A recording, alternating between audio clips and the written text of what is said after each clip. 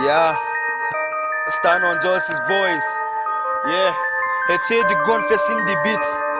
Coronavirus, oh, corona, corona, corona, virus, oh, corona, oh, corona, Let's go, guys. We have no time to waste. Coronavirus. I must talk about cutar da ke takaita duniya.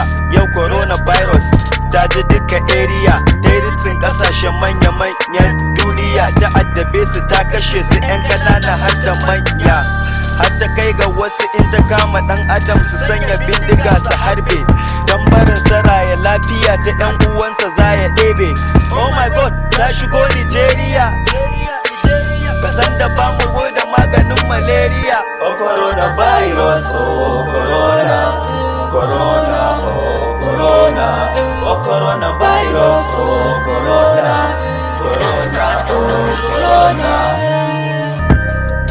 Yan uwa na 'yan Najeriya mu gane maganin guda ce, mu koma gun Ubangiji mu nace, mu kyautata wa Rabbu ko ya bamu dace. Haka za ya sa idan ta zo gare mu sai ta kauce, in ko ita za ta zama kaddara mu fece.